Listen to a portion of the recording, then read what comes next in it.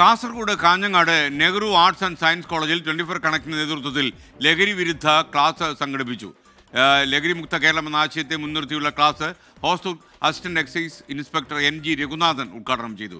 24 chief reporter Sajo Devasya പരിപാടിയിൽ മുഖ്യ അതിഥിയായി. ലഹരിക്കെതിരെ പൊരുതുന്ന പുതുതലമുറയെ വളർത്തിയെടുക്കുകയാണ് 24.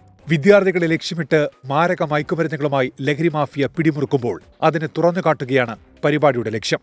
ലഹരി നൽകി യുവത്വത്തിന്റെ ബുദ്ധിയെ മന്ദീഭവിപ്പിക്കുന്നതിലൂടെ രാജ്യത്തെ തകർക്കാനുള്ള നീക്കമാണ് നടക്കുന്നതെന്ന് പരിപാടി ഉദ്ഘാടനം ചെയ്ത Hosdurg assistant excise inspector NG Raghunathan.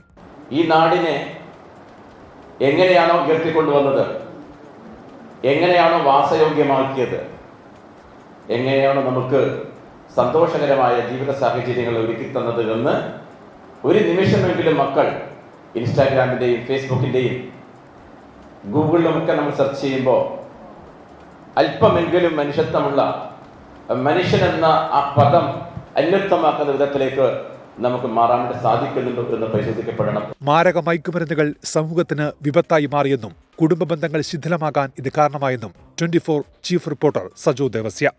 മൈസൂരിൽ നിന്ന് കണ്ണൂരിലേക്ക് കൊണ്ടുവരുന്ന വഴി 1.5 കോടി രൂപ വിലയുള്ള 1.5 കോടി രൂപയുടെ ഒരു കൺസൈൻമെന്റ് വരുന്നു. അത് ആർക്ക് വേണ്ടിയാണ്, എങ്ങോട്ടാണ്? നമ്മുടെ നാട്ടിൽ തന്നെയാണ്. നമുക്കതിൽ ജെൻഡർ വ്യത്യാസങ്ങളൊന്നുമില്ല. ഈ ക്യാമ്പസിൽ നിന്നോ വേറെ ക്യാമ്പസിൽ നിന്നുള്ള വ്യത്യാസങ്ങളൊന്നുമില്ല. അപ്പോൾ അതിനെ ഒന്ന് ഗൗരവത്തിൽ അഡ്രസ്സ് ചെയ്യുമെന്ന് മാത്രമേ ഉള്ളൂ. എവിടെയെങ്കിലുമൊക്കെ നിങ്ങളത് തിരിച്ചറിയുന്നുണ്ടെങ്കിൽ നമ്മുടെ യാത്രയിൽ എന്ന അർത്ഥത്തിൽ മാത്രമാണ്.